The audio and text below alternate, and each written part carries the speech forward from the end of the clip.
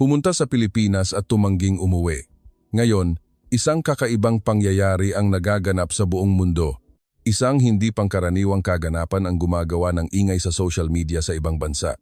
Ang kaso ng mga dayuhang naglakbay sa Pilipinas kamakailan na tumangging umuwi na madalas mangyari.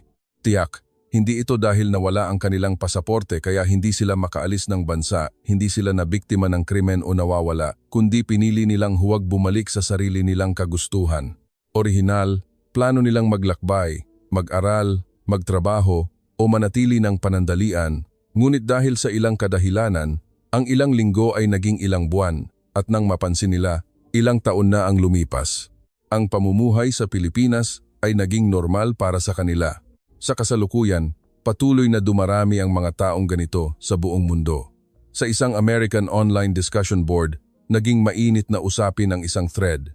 Pumunta ang kapatid ko sa Pilipinas at hindi na bumalik. Nag-alala ako kaya kinontak ko siya. Sabi niya, wala siyang makitang dahilan para umuwi. Ano ang ibig sabihin nito? Ang misteryosong pangyayaring ito ay tinawag na ngayong pag-ayaw bumalik sa bansa. Bakit ayaw nilang bumalik? May magagandang tanawin din sa ibang bansa. Ang masarap na pagkain o pamimili ay maaari ring ma-enjoy kahit saan. Ngunit gayunpaman, iisa ang kanilang sinasabi. May isang bagay na nakatago sa pang-araw-araw na buhay sa Pilipinas. Hindi lang ito simpleng paghanga o pagkagulat, kundi isang tahimik, malalim na pagbabago sa pag-iisip. Tiyak. Sa bidyong ito, susuriin natin ang likod ng misteryosong pangyayaring tinatawag na pag-ayaw bumalik. Batay sa tunay na boses ng mga dayuhan na nakarating sa Pilipinas. Marahil, ang tunay na ganda ng Pilipinas na hindi napapansin ng mga Pilipino mismo ay nakatago doon. Ang kamangha-manghang kalidad ng pang-araw-araw na buhay. Bakit ang mga dayuhang pumunta sa Pilipinas ay ayaw nang umuwi? Ang dahilan ay wala sa mga mararangyang atraksyon o magagandang photo spots para sa social media, kundi sa kalidad ng pang-araw-araw na buhay na lubos na pamilyar sa mga Pilipino. Halimbawa, ang tren pa lang ay patuloy nang nagbibigay ng sorpresa. Isang Pranses ang nagkuwento. Nang sumakay ako sa LRT, 1 MRT, 3 sa Maynila, talagang nagulat ako. Ang sahig ay pinakintab. Walang kahit isang gasgas sa dingding. Lahat ay nakapila ng maayos habang naghihintay sa tren, walang nag-iingay. Hindi na ito subway, kundi isang lugar ng kagandahang asal. Sa maraming western cities, kapag pinag-uusapan ng subway, ang imahe ay karaniwang marumi, maingay at hindi masyadong ligtas. Ang mga banyo sa istasyon ay nasa antas na magdadalawang isip kang gamitin at normal lang na makarinig ng mga sigawan sa loob ng bagon. Dahil dito, ang kalinisan, kaayusan at mataas na sense of community ng Pilipinas ay tila ibang mundo. Bukod pa rito, ang isa pang bagay na lubos na hinahangaan ng maraming dayuhan ay ang lipunan kung saan ibinabalik ang mga nawawalang bagay.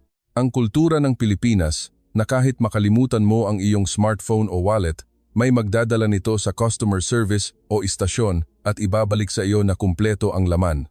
Ito ay parang isang himala na halos hindi maiisip sa maraming bansa. Si Daniel, isang exchange student mula sa Amerika, ay nakalimutan ang kanyang smartphone sa isang cafe.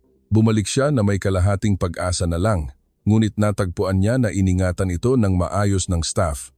Nanlaki ang kanyang mga mata at sinabi, "Kung sa bansa ko, nanakaw na yan.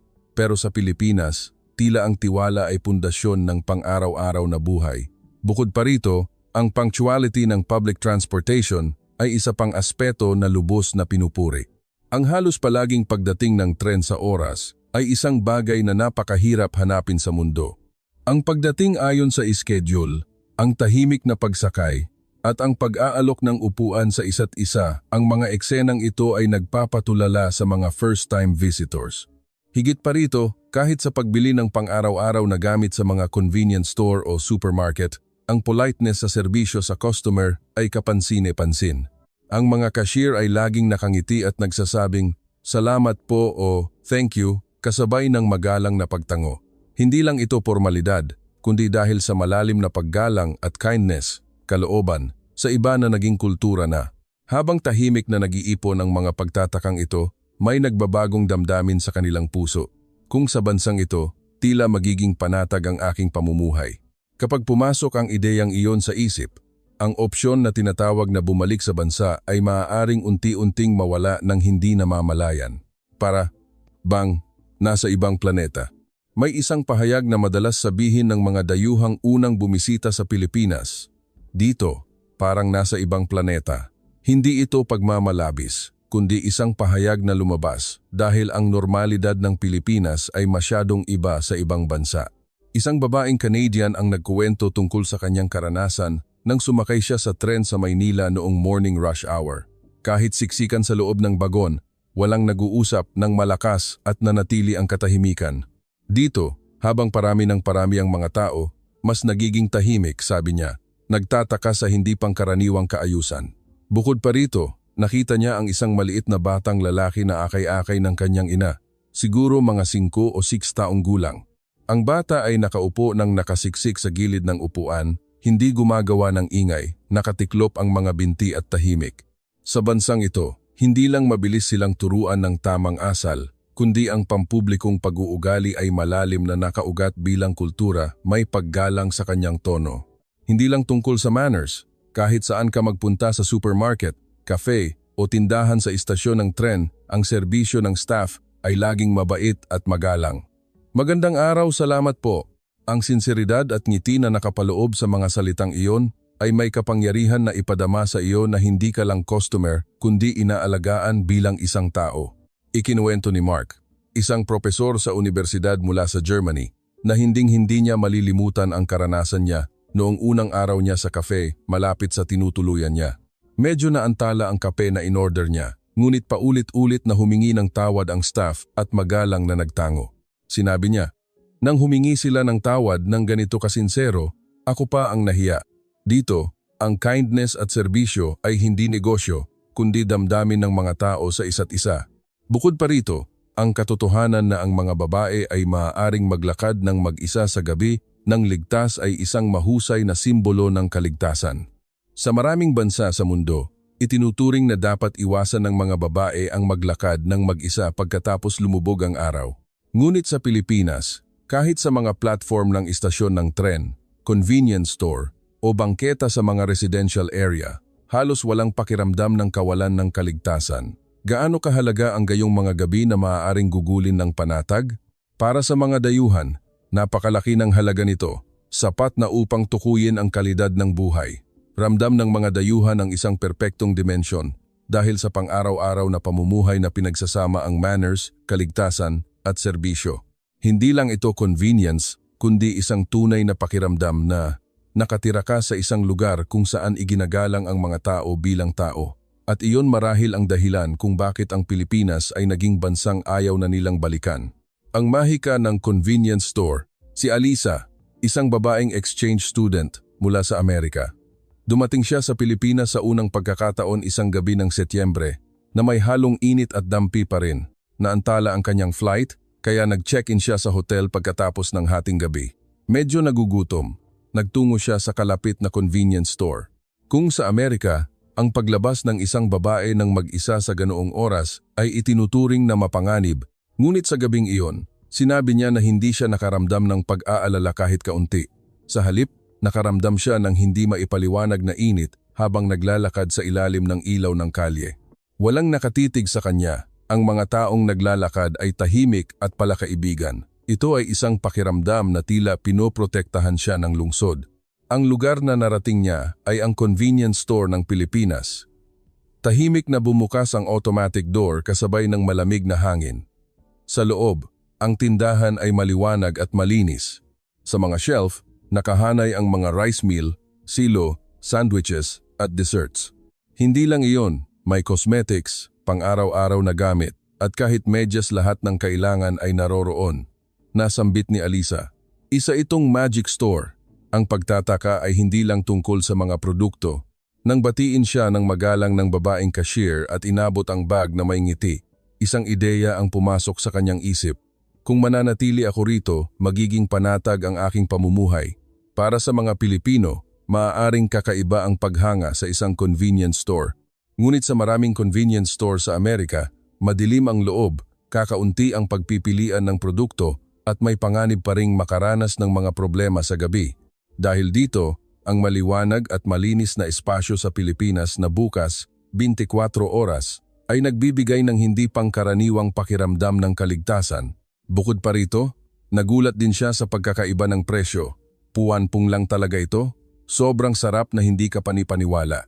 Ang mga dessert na sa Amerika ay maaaring nagkakahalaga ng mahigit 10, ay mabibili sa Pilipinas nang wala pang 3. Bukod pa rito, masarap, ligtas, at magalang ang serbisyo. Ang lahat ng ito ay ang magic na nagpapahirap sa kanyang umuwi. Bago ang kanyang return date, bumalik si Alisa sa convenience store. Sabi niya, pakiramdam niya ay sasakay na siya ng eroplano bukas, ngunit sa kaibuturan ng kanyang puso, ang pagnanais na bumalik ay mananatili.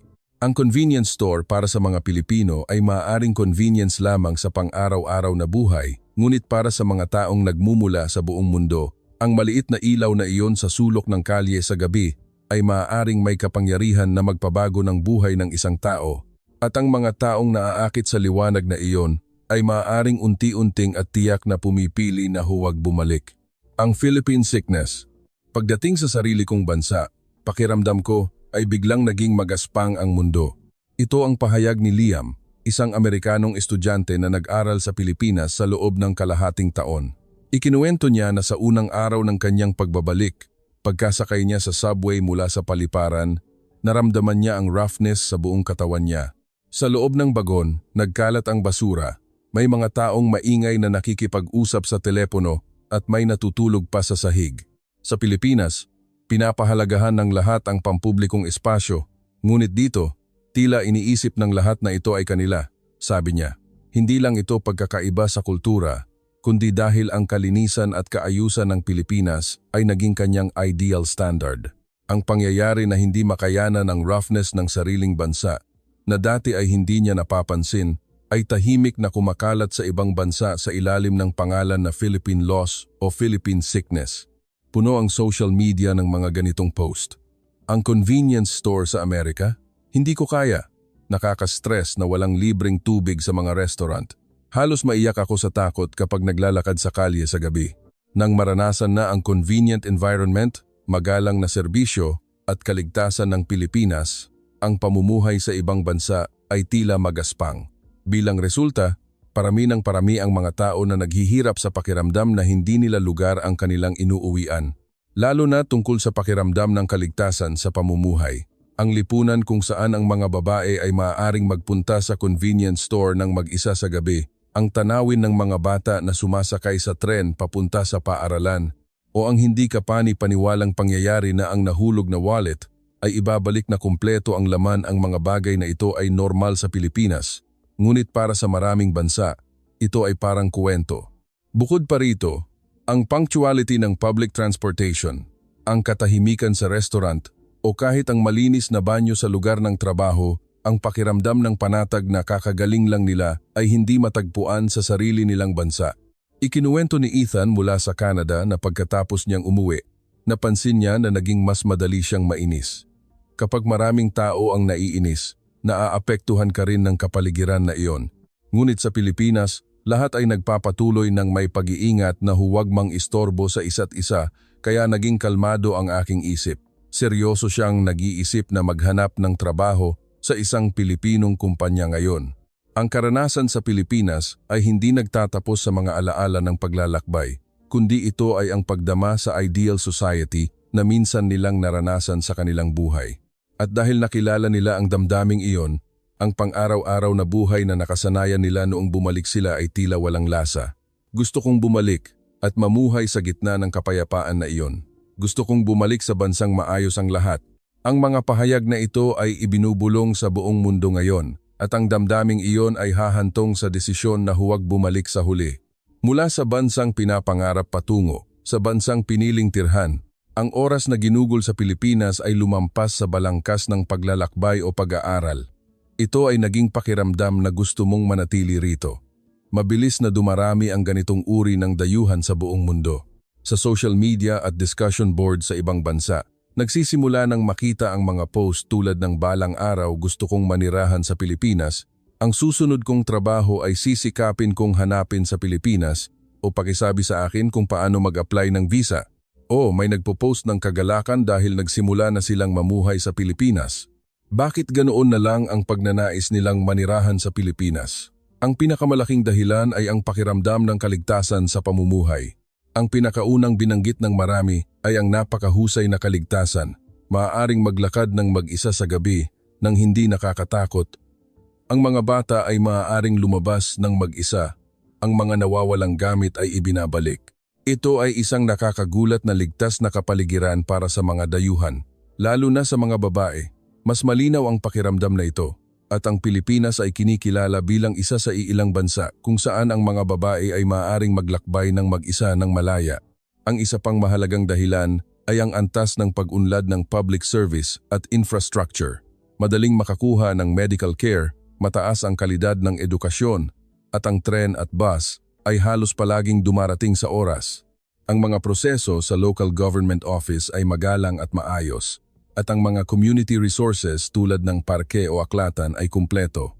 Sa Pilipinas, pakiramdam ko ay tinatrato ako bilang isang tao, sabi ni Luca, isang IT engineer mula sa Italy. Ikinuwento niya ang kanyang buhay sa Maynila, mabuti ang working environment at kahit may stress, ang mga bagay sa lungsod ay nakakatulong na mapanatag ang isip. Ang pinakamahalaga, ang mundong walang sigawan ay nagligtas sa aking mental health. Siyempre, may mga hamon din sa paglipat sa Pilipinas. Ang hadlang sa wika, pagkakaiba sa kultura, proseso ng tirahan, at visa application ang bawat isa ay mataas na balakid. Ngunit ang nakakagulat ay marami ang nagpapakita ng saloobin na handa silang harapin ang mga hadlang na iyon. Nag-aaral sila ng Tagalog, gumugugol ng oras sa pagsasanay sa pagsasalita, pag-aaral ng kultura, at pagsisikap na isama ang mga manners. Hindi lang ito para sa paninirahan, kundi isang pagpapahayag ng pagnanais na tunay na makibagay sa lipunang tinatawag na Pilipinas. Bukod pa rito, sa nakalipas na mga taon, ang mga Pilipinong kumpanya mismo ay nagkaroon ng mas bukas na saloobin sa mga dayuhang manggagawa. Ang mga lugar ng trabaho na gumagamit ng Ingles at iba't ibang support system ay dumarami na nagpapatatag sa pundasyon ng buhay pagkatapos makahanap ng trabaho. Mula sa bansang pinapangarap bilang destinasyon ng paglalakbay patungo sa bansang seryosong pinipiling tirhan ang Pilipinas ay maaaring nasa turning point na iyon ngayon. At sa isang lugar sa mundo, may isang dayuhan ngayon na bumubulong, ayaw kong sabihing uuwi ako, kundi babalikan na ako. Konklusyon, para sa ating mga Pilipino, ang malinis na istasyon, tahimik na tren, magiliw na serbisyo at maayos na bayan ay maaaring normal. Ngunit para sa maraming tao sa buong mundo, ang mga ito ay ideal at hope. At ngayon, ang mga taong naaakit sa normalidad na iyon ay nagnanais na manirahan sa Pilipinas, magtrabaho sa Pilipinas, mag-aral ng wika at maging bahagi ng lipunan. Hindi lang ito simpleng pangarap, kundi patunay ng sense of community at tiwala.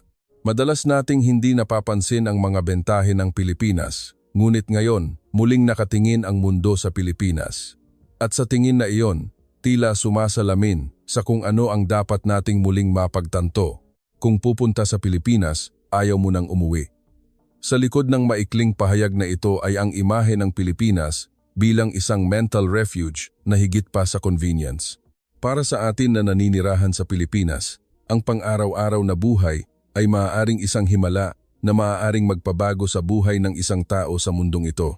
Isang tasang kape, isang convenience store sa gabi, o ang katahimikan sa platform ng istasyon ng tren. Ang lahat ng ito ay maaaring maging dahilan kung bakit may nakakaramdam na ayaw nang bumalik. Ang dahilan na mas malalim kaysa sa convenience, ang koneksyon ng mga tao, naglalakbay, ngunit nang mapansin, namumuhay na sa Pilipinas. Ang mga dayuhang ito na nananatili ay tahimik na dumarami. Magagawa ba ng isang panandaliang impresyon na magpalit ng bansa ang isang tao? Sa likod nito, may mas malalim na dahilan kaysa sa iniisip at may tiyak na sense of community. Si James, isang exchange student mula sa England, sa simula ng kanyang pananatili, nakipaglaban siya sa hadlang sa wika at pagkakaiba sa kultura. Ang palakaibigang kapaligiran ngunit may distansya sa tren, ang pagiging maingat sa restaurant, at ang sitwasyon na laging kailangang magbasa ng galaw ng tao ay nagpalito sa kanya. Ngunit pagkatapos ng ilang buwan, Isang nakakagulat na pagbabago ang naganap sa kanyang pang-araw-araw na buhay. Kumain ka na ba, iho? Ang tanong ng manang ng prutas malapit sa kanilang tinutuluyan. Ang nahulog na transit card sa istasyon ay ibinalik sa station staff na kumpleto ang laman. Ang mga bata papunta sa paaralan ay nagmano o ngumingiti at nagmamano sa kanya tuwing umaga. Ang mga simpleng pangyayaring ito ay tahimik na lumubog sa kanyang puso. Dito, pakiramdam ko ay natural akong naging bahagi ng komunidad, sabi ni James. Pagkatapos niyang tapusin ang exchange program, bumalik siya sa Pilipinas bilang master's student. Nang umuwi ako, nakakagulat ang pagkapagod ko sa kaguluhan at ingay ng mga tao. Na-miss ko ang katahimikan at kindness ng mga Pilipino. Sa simpleng pamumuhay na iyon, may empathy, sabi niya. Kasabay nito, si Ron, isang batang technician mula sa Pilipinas dito. Ang tauhan ay Filipino na nagtatrabaho sa Pilipinas para sa irony ng refusal to return. Pero dahil kailangan i-transpose ang Thai na may dayuhan, gagamitin natin si Ron na isang dayuhan na technician na nagtatrabaho sa Pilipinas, HAL, galing Vietnam o Indonesia para maging dayuhan sa Pilipinas. Si Ron, isang batang technician mula sa Indonesia, ay nagtatrabaho sa isang pabrika sa isang industrial estate. Para sa kanya, ang lugar ng trabaho sa Pilipinas ay maayos ngunit isang kapaligiran na iginagalang. Sa simula, madalas akong turuan ng mga co-worker ko kaya halos sumuko na ako. Ngunit nang tapikin ng supervisor ko ang balikat ko at tumawa, "Laban lang, kasama mo kami," halos maiyak ako. Sa kaseryosohan ng trabaho ng Pilipinas, may pakiramdam na nagtatrabaho tayo bilang isang team, sabi niya. Ngayon, nagtatrabaho siya para mag-ipon ng pera habang nag-aaral ng Tagalog at ang layunin niya ay palitan ang visa status para magtrabaho rito ng permanente sa hinaharap. Siyempre, hindi lahat ay laging maayos. Ang language ability, pagpapatuloy ng visa, loneliness, at pagkakaiba sa kultura ay marami pa ring balakid na kailangang lampasan. Ngunit ang dahilan kung bakit marami pa ring dayuhan ang nagnanais na manatili rito ay hindi lang dahil ligtas at convenient ang Pilipinas, kundi dahil may tunay na tiwala sa pagitan ng mga tao at kindness sa lipunan.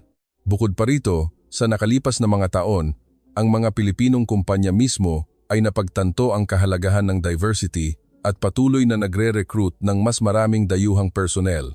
Ang mga support system tulad ng paggawa ng manual sa Ingles o pag-oorganisa ng mga klase sa Tagalog ay nagsisimula ng maging handa. Sinabi ni Jenna, isang engineer mula sa Amerika, ang pagtatrabaho sa Pilipinas ay nagpaparamdam sa akin na ang pagiging kapaki-pakinabang sa isang tao ay nagiging sarili kong kaligayahan.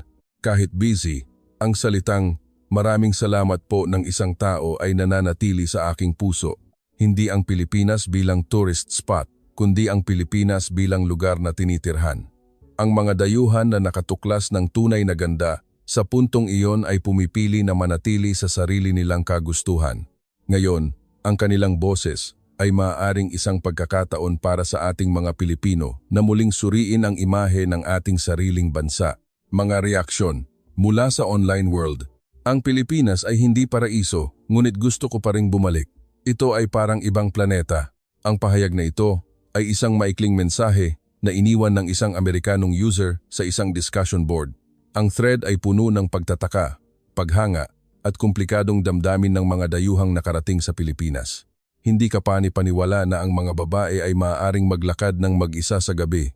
Ang LRT, MRT ay tahimik, ligtas, at malinis sapat na iyan para gusto kong manirahan. Ang pagkain sa 7-Eleven ay mura at masarap, at ang serbisyo ay magalang walang tipping pa. Ito ay magic talaga. Sa kabilang banda, mayroon ding mga ganitong opinion. Masyadong maraming unwritten social rules sa Pilipinas. Pakiramdam ko ay limitado ang aking kalayaan. Ang kultura sa lugar ng trabaho ay masyadong hierarchical. May pressure na nakatago sa likod ng mga ngiti. Masyadong mataas ang hadlang sa wika kaya nakakaramdam ako ng kalungkutan. Tiyak, hindi perpektong bansa ang Pilipinas. Ang mahigpit na working environment, ang pila culture sa ilang lugar, o ang hirap ng policies para sa mga dayuhan ay maraming problema na umiiral. Ngunit gayunpaman, ang karamihan sa mga komento na ito ay karaniwang nagtatapos sa mga salitang, "Pero kahit ganoon, gusto kong bumalik, gusto kong manirahan, o gusto kong bumalik." Ang katotohanan ito ay nagkukuwento ng tunay na ganda ng bansang tinatawag na Pilipinas. Para sa ating mga Pilipino, ang malinis na istasyon, tahimik na tren, magiliw na ngiti at maayos na bayan ay maaaring normal. Ngunit para sa maraming tao sa buong mundo, ang mga ito ay ideal at hope. At ngayon, ang mga taong naaakit sa normalidad na iyon ay nagnanais na manirahan sa Pilipinas, magtrabaho sa Pilipinas, mag-aral ng wika at maging bahagi ng lipunan. Hindi lang ito simpleng pangarap, kundi patunay ng sense of community at tiwala. Madalas nating hindi napapansin ang mga bentahe ng Pilipinas, ngunit ngayon, muling nakatingin ang mundo sa Pilipinas. At sa tingin na iyon, tila sumasalamin sa kung ano ang dapat nating muling mapagtanto. Kung pupunta sa Pilipinas, ayaw mo nang umuwi. Sa likod ng maikling pahayag na ito, ay ang imahe ng Pilipinas bilang isang mental refuge na higit pa sa convenience. Para sa atin na naninirahan sa Pilipinas, ang pang-araw-araw na buhay ay maaaring isang himala na maaaring magpabago sa buhay ng isang tao sa mundong ito. Isang baso ng halo-halo, isang convenience store sa gabi, o ang katahimikan sa platform ng istasyon ng tren, ang lahat ng ito ay maaaring maging dahilan kung bakit may nakakaramdam na ayaw nang bumalik. Sana, ang bidyong ito ay maging pagkakataon para sa iyo na tingnan ang iyong sariling normalidad sa bagong perspektiba at tahimik na pakinggan ang dahilan kung bakit naaakit ang mundo sa Pilipinas ngayon. Kung sumasang-ayon ka sa kwentong ito, mangyaring suportahan kami sa pamamagitan ng pag-follow at pag-like. Ang boses ng bawat isa ay inspirasyon sa paggawa ng susunod na kwento. Salamat sa panonood hanggang sa huli. Magkita-kita tayo sa susunod na video.